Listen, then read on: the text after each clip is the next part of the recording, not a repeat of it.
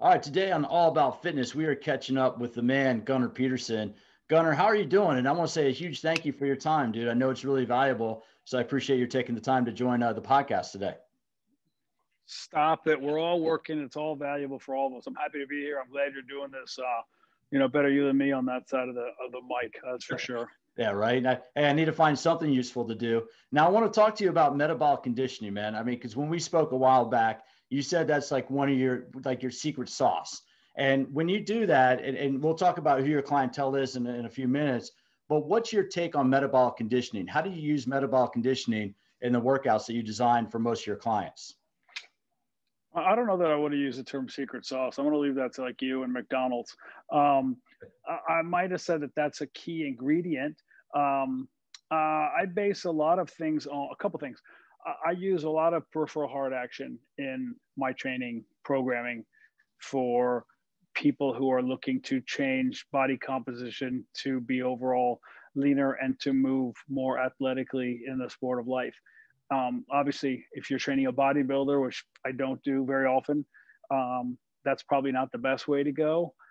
If you're trying to put on mass, if you're recovering from something that depleted you and reduced you to a very little lean tissue, then that method would not be the way to go. Obviously, I would adjust on the fly, but really, for general population and for athletes at a certain level who are not, and I say certain level because I'm excluding probably high school athletes, junior high athletes, maybe some college guys. It's not about putting on mass. So I just use that disclaimer. The way I train is probably not the best way for putting on mass, but for maintaining peak performance, especially for guys who are or girls who are on a time sensitive schedule. And a lot of things are vying for their limited free time and training time and not cutting into their rest time, which is another huge component. The way I try to build in things that are metabolically, obviously from a physiological standpoint, it's metabolically inefficient, but from the end goal, it's metabolically efficient. And real quick, if you explain like kind of like your basic approach with peripheral heart action, because where I want to go with this is just helping people learn how to be more efficient in the gym. Because I think a lot of people, you can probably agree with this, a lot of the regular average person wastes time resting between sets if they only have a little bit of time and they're trying to get the maximal results. Well, so then that great point when you say they waste time. And I would say they're not wasting time if they're trying to put on mass. They're not wasting time if if it's just pure strength. They're not wasting time if they're training for a powerlifting meet. But if they're trying to get in, better shape, air quotes, be more fit, there's probably a lot of time that's not used as efficiently as they could. When you get someone to say, I go to the gym for 2 hours every day, I'm like, who do you hang out with there? You must be hanging out and talking to people. Like, who really? Yeah. That's a long time in the gym. If you're pushing at a certain pace, you're going to tap out way before the 2 hour mark as a rule. And that's exactly what I wanted to speak to, is because I do think a lot of people will make this point about, man, I can't make time for the gym. I can't make time for workouts, with this thought that they need to be there for an hour, hour and a half to have any benefits. When you design a workout, when you're trying to help somebody get great results, what's like in your opinion, what's the optimal amount of time that somebody needs to commit in order to get something out of the workout? I mean, obviously it's going to be case by case, but we have people, look, when I was with the Lakers, sometimes those workouts were 15, 18, 20, 22 minutes in out, especially if it's game day. It might be, 10, 12, 15 minutes, bang, bang, bang. And then there's going to be a pre-game ritual, and there might be a post-game lift. It depends on how many minutes they got. And obviously that's case by case as well. Some guys train a different way than others do, depending on their minutes and how physical their play is and what the game looked like that night. But when you're looking at general population, the way the world's broken down, everything's an hour, right? Unless I guess it's a shrink session and then it's the 45-minute hour.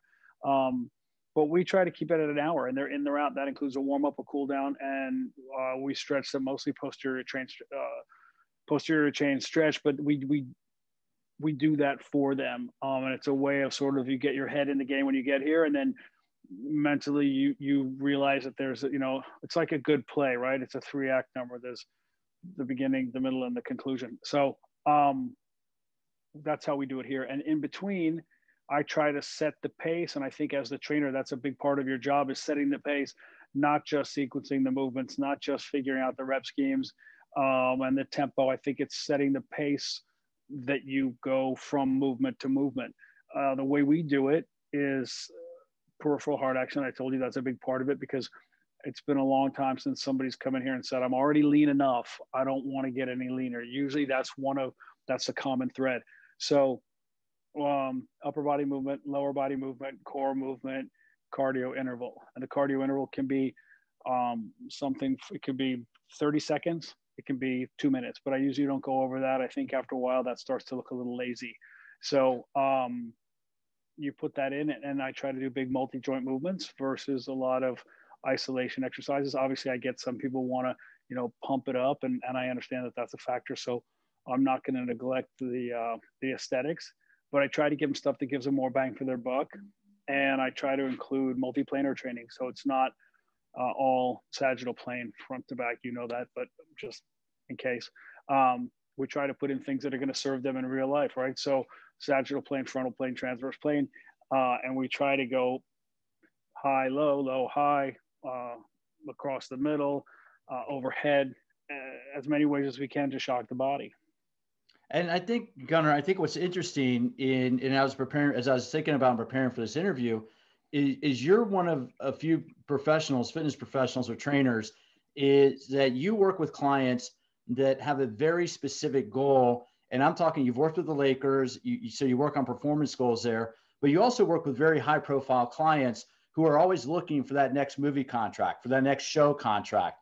How much of a motivation is that? When a client comes to you, it's not like they're just, I just want to lose a few pounds. They usually have a very specific goal of what they're trying to achieve, correct?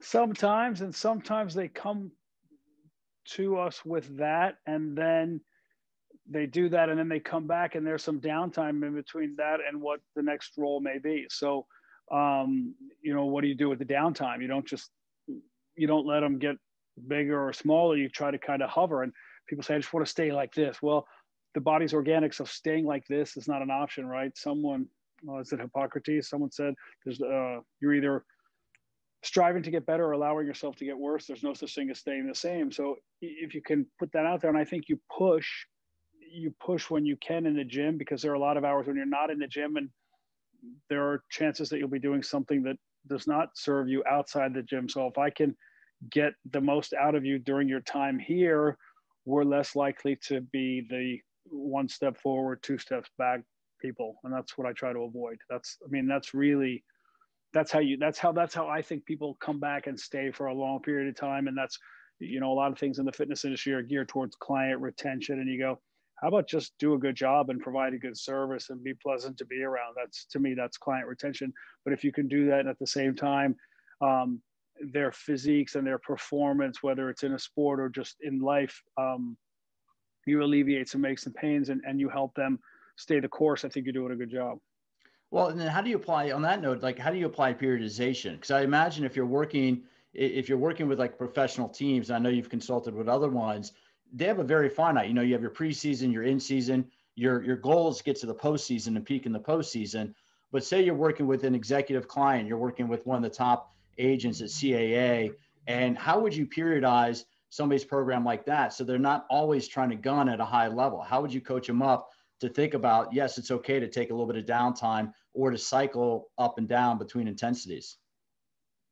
I think the people who seek us out are always working at that high level and are always trying to stay peaked. But I just had this conversation with one of them yesterday, and I said, look, even the best car, the highest performing car there is, has to go into the shop. It has to go into the garage. You have to drive it around in first and second gear. You can't go flat out all the time and not put gas in it, right? That's a way to have it end up either getting wrecked or breaking down. So the way I would periodize that for them is, depending on how long they come forward, not everybody comes and says, hey, I'm committing to you for a year, right? You have some people who say, hey, I want to do this for a month to see how it goes. You have some people who just start and they're sort of, it's sort of nebulous, right? There's no end in sight, so to speak. So the way to do it is to find that, to ask the right questions, and you start to get ahead of what could become a problem. And you say, what's coming up? Is there a family vacation? Is there a wedding? Is there a reunion? Is there a trip of any kind? Is there something, you know, if you're an attorney, is there a big case you're building for, and there's a certain court date? If you're everybody has little things in their life, right? So you can create your own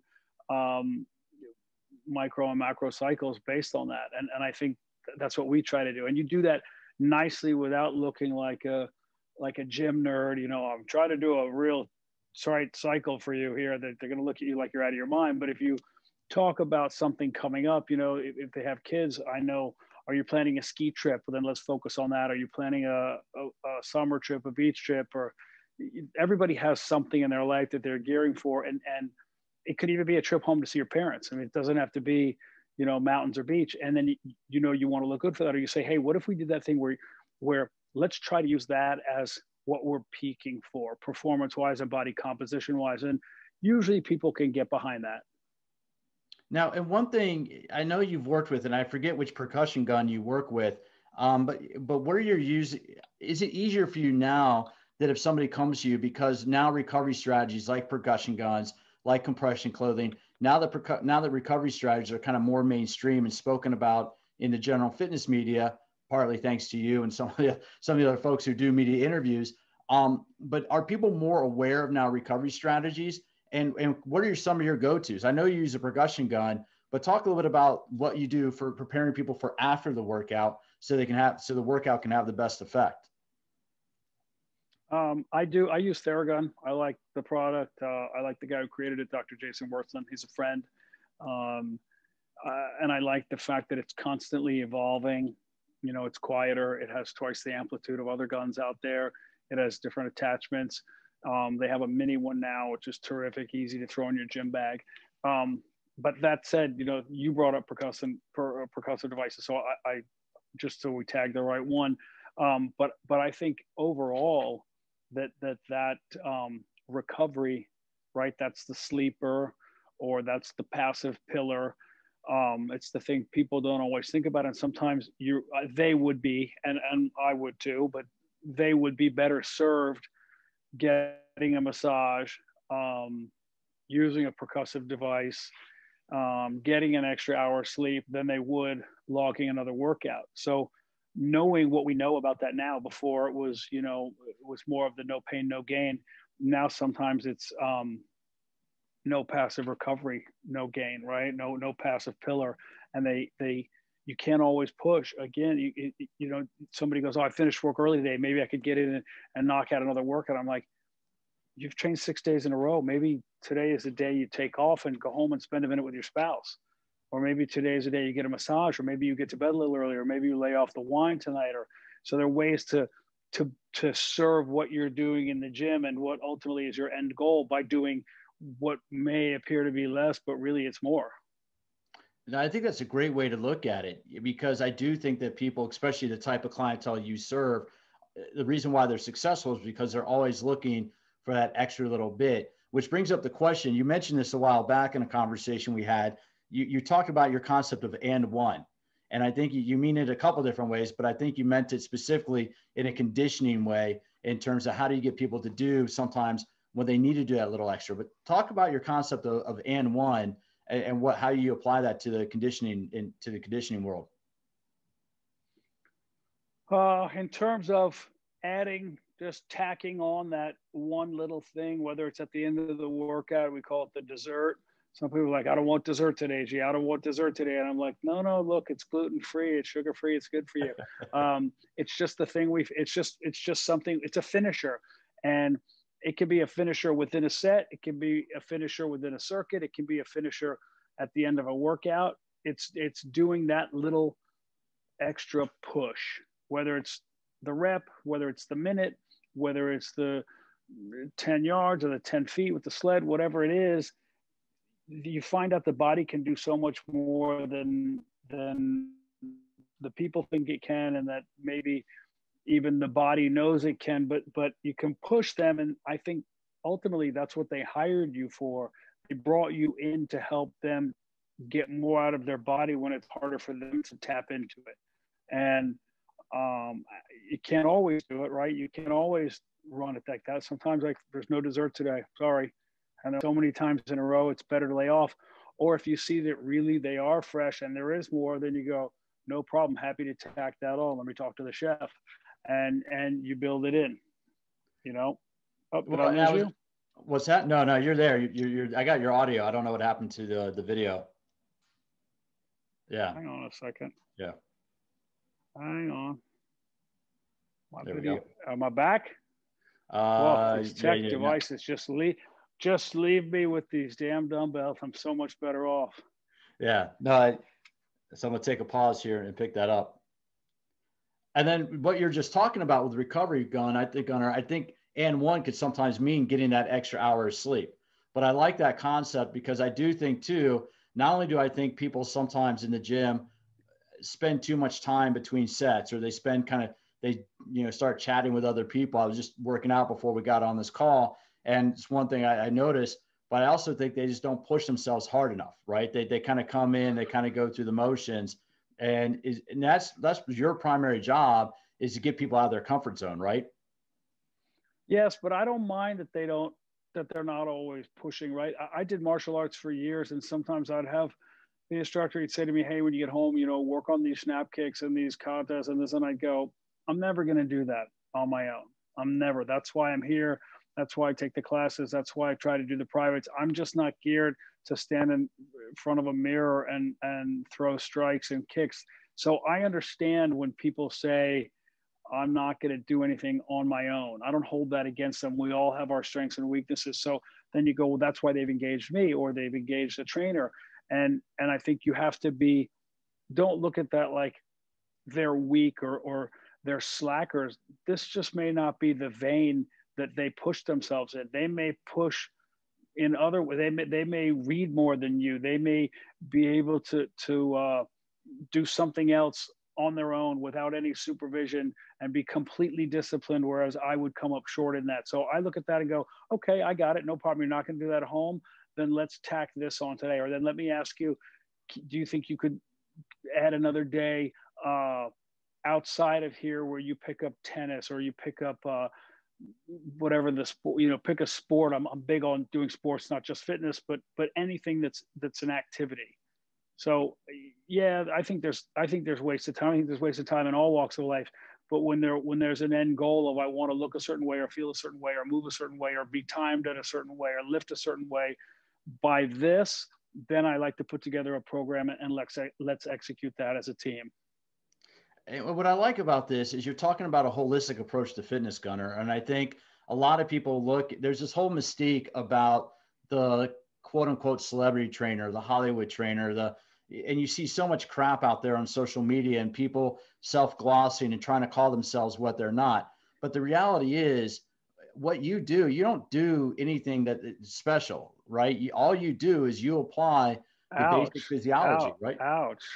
Well, it's not that I don't do anything special. Oh my God. That's no. It's how you put it. Wait, let me back you up for a second. I would throw a flag on the term celebrity trainer. But then again, that's one of those battles you're not going to win. I find that to be a funny term. When first time I heard that, they go, "You're a celebrity trainer." I go, "Whoa, what is it?" I don't only train celebrities. I mean, at the time I was training NBA guys. I was training boxers. I was training professional tennis players. How am I a celebrity trainer? Because the people I train are people or celebrity being a vocation of sorts.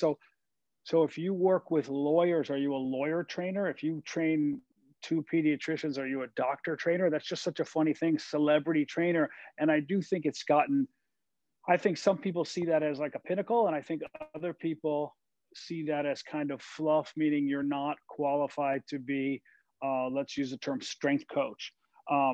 But I have the certifications as a strength coach as well, and I made sure that I did before I got into that, because I think that's what you're supposed to do. You're supposed to be well versed in the strength and conditioning protocols for sport, But I think as a trainer, if you're looking just at body composition or aesthetics, that's a whole nother discipline. And there are people who do that and do that really well. I don't think that should be looked at with any judgment, active or passive. So, I mean, if somebody wants to say a celebrity trainer, okay, no problem. But I also am a strength coach, just so we're clear. And I think that's not defensive. That's just to make sure it's accurate in the description. As far as what I do being special or not, I mean, you have to talk to the people who work out with me to say it is. And I'm sure some that have come and go think, no, it's not, or he's an asshole, and that's fine, to each his own. But I think the job is not just mapping out a program that's effective and goal oriented, but I think the job is also keeping the person engaged. One measure that I'm proud of is percent of cancellation. And it's funny, last year, 2020, my cancellation percent was 5.05%. And leading up to that, the average over the 20, I think I've kept this log for 26 years. I've been doing it for 30. The 26 year, it was 8%. So for whatever reason, I dropped 3% in cancellation. And I think that's great. I used to have a kid I knew who was a trainer, and he had a 50% cancellation rate. Didn't bother him at all. He said, I get paid for all those hours. And I said, okay, payment aside, there's something to me that wouldn't sit well with me. I don't want people to cancel and keep training, or cancel all the time, but continue all the time. There's something I'm not doing my best if it's that easy for you to cancel me. I'm not that compelling if it's that easy for you to go, you know what, I'll bag my workout and I'll do X, Y, Z instead. I want it to be, hey, I'll do that, but I have this workout schedule, so I'm going to do that. And that's where I think whether you're doing something special or not, you're doing something right, because they're adhering to the workouts booked. And ultimately that's what's going to end up, providing the results. Well, and I want to clarify what I was meaning by that, Gunnar, because I look at you and I do consider you a strength coach, because that's your background. I get, for the podcast, 4 or 5 times a week, almost every day, I get some kind of PR crap from somebody trying to tout a quote unquote celebrity trainer, saying that they're training their clients in a different way, or they created some new technique. They created something special, so they should come on the podcast.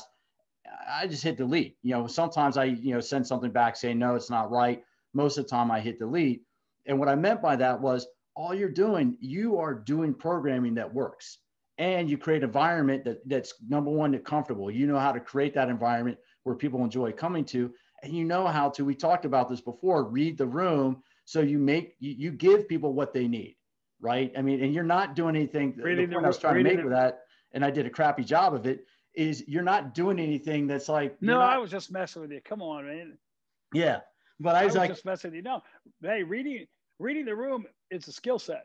I mean, reading the room, to me, look, all things being equal from a training standpoint, let's assume we all have the same knowledge and how the body works and what's effective in terms of body improving the body from an aesthetic standpoint and from a performance standpoint. After that, it's going to come down to personality. It's going to come down to, are you engaging? Are you charismatic? Are you sympathetic? Are you empathetic? You're going to have there's a certain thing about you. You're hopefully you're not a type, because that's, that becomes predictable and tired, but you're something that people can count on, right? People don't come in here and go, is he in a good mood today? I'm not that guy. They don't come in here and go, is the music going to be too loud? Because the other day it was too loud. Is it going to be freezing in there today? Right? There's something very consistent about my gym, and I'm in a very transient city. There are a lot of things that come and go in this city. I know that happens everywhere, but here it seems more commonplace than in other places I've been. But they come here and they know that the experience starts when they pull in. They know what the parking looks like. They know there's a space available because we have only X amount of people that come here. They know that their bathrooms are going to be free because we only have X amount of people that are here. They know the music is at a certain volume, the lights are a certain way, the temperature's a certain way.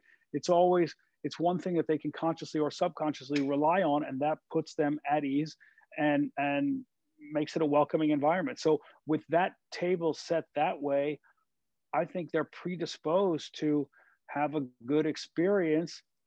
Cortisol levels drop, right? They're not all nervous and worried. That's going to serve us from a physiological standpoint.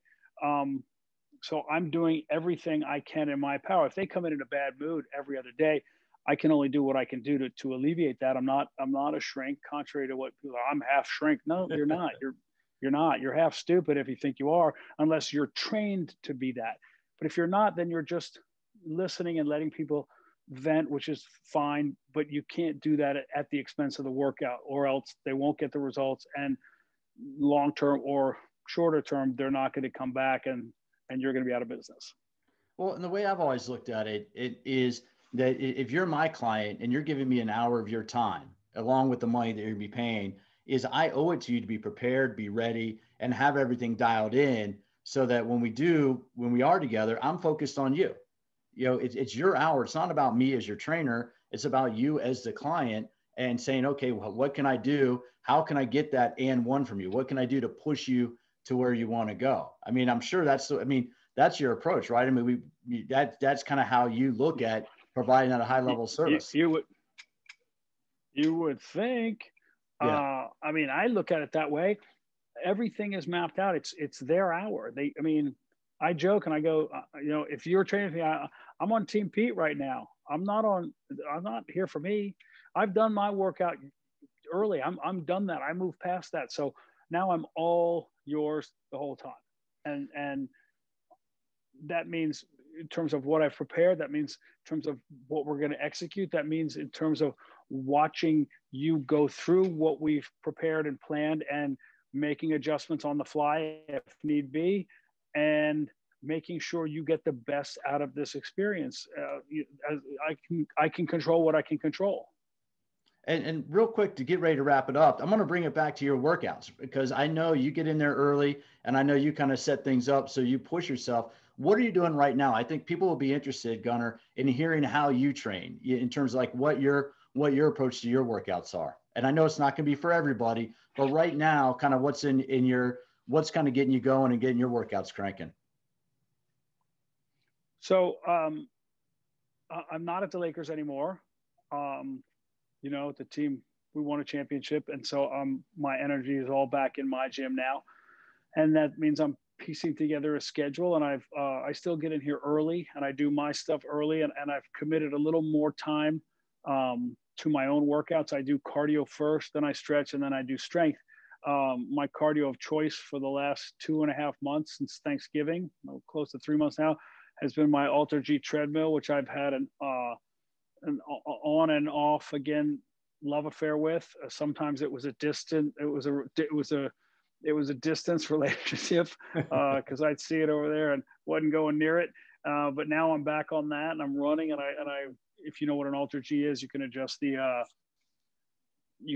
percentage of your body weight that when you're running. So I can drop it down to 20% of my weight, or I can have it at normal pace, and you're zipped into it. And I've been doing stuff at 85% on the days when I feel pretty sore. Sometimes I'll take it down to 75%. So 3/4 of my body weight, that's what my foot strikes are absorbing, and it's just easier on the joints. And I do that, and then I do a full body stretch, and then I do strength work, and I do a modified push pull, and I do a lot of full body stuff, and I do I hit every plane of motion. I do a lot of unilateral work. I have a lot of imbalances just from being in this field for as long as I've been in it, and I try to make it comprehensive, and I send myself emails at night. I'll write, Zercher carry down track, and I'll look at that in the morning. I'll go, what was I thinking?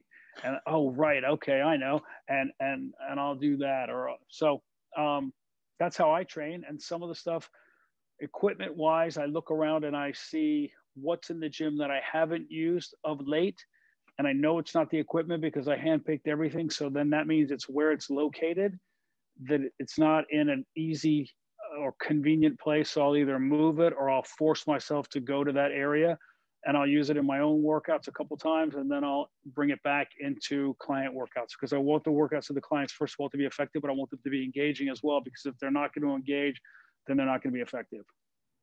That's interesting. It's interesting to hear that approach, right? Because I'm always interested in what people who are working the field. Okay, what do you do for your own workouts? You spend most of your time focused on other people. How do you focus on yourself? And now to wrap up on this, I saw earlier that do you still have a relationship? What'd you do with World Gym, or what are you doing with World Gym this year? What's the relationship that you established with them? The global fitness ambassador for World Gym, and it's actually a partnership I'm very excited to have. I trained at a World Gym when I first moved out here, and back in the 1700s, I think it was me and Chris Columbus were there. But it's the bodybuilding roots, but now they're